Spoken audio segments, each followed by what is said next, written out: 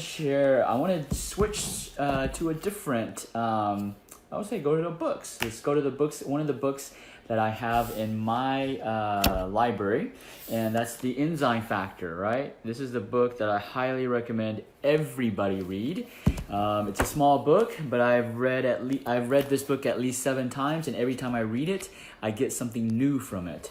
It's actually written by this gastroenterologist surgeon who works, you'll see he's a chief of surgical endoscopy at the Beth Israel Medical Center. I believe that's in New York.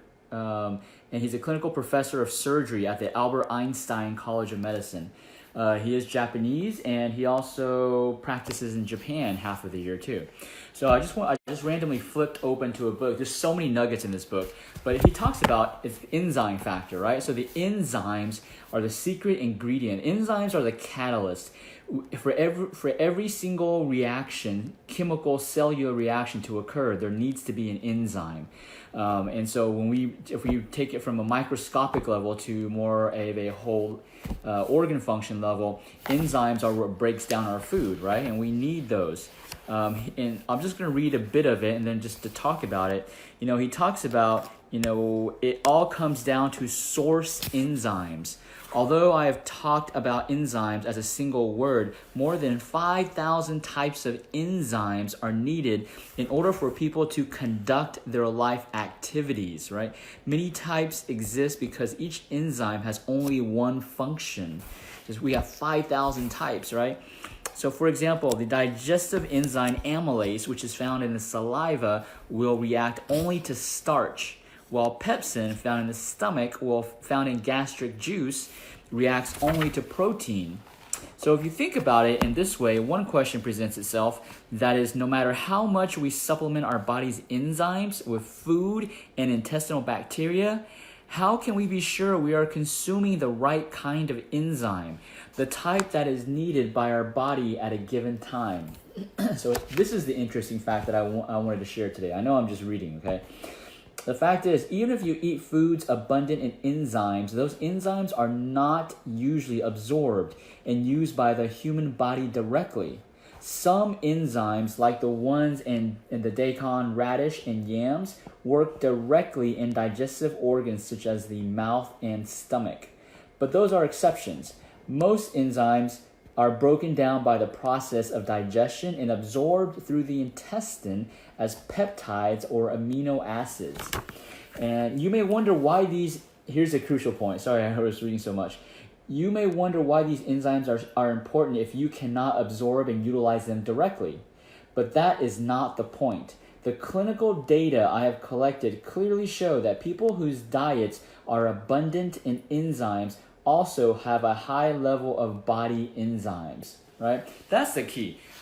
Even though he's a surgeon and a gastroenterologist, you would think that he only, some physicians say we only practice evidence-based medicine, right? What does that really mean?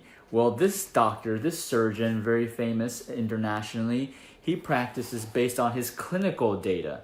So basically the results that he gets in his practice. He doesn't just rely upon research done in a laboratory, in a petri dish, in mice. So he does it. He observes through his patients that he sees, right? He sees tons of patients, and so that's what we have to go towards. If we want optimal health, we got to steer away from all of these new research. I mean, not ignore them, but we need to not necessarily treat it like it's like the Bible. It's written by God, right?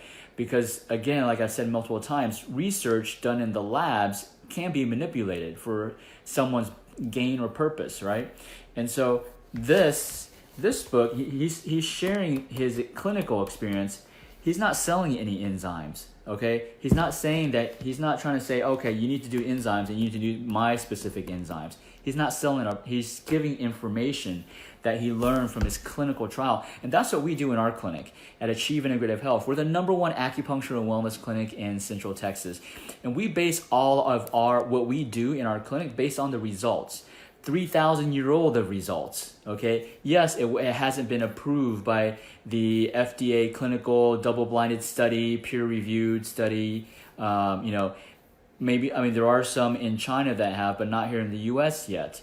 And so, but there's 3,000-year-old of case histories of people getting results, right?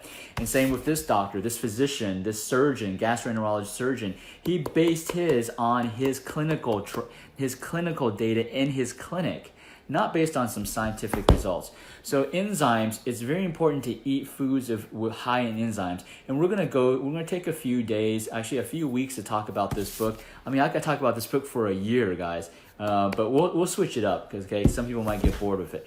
But yeah, you gotta eat foods high in enzymes because like he observed, people who eat foods high in enzymes, their body produces a lot of enzymes and they're able to break down their food effectively. So for like GI problems, right? If you have food sensitivities, food allergies, you don't have enough enzymes. You need to get enough. You gotta get more enzymes, okay? And you don't get it through a pill, all right? You get it through food. And if you can't eat the food, it's because right now your gut is, your immune system is imbalanced. It's hypersensitive.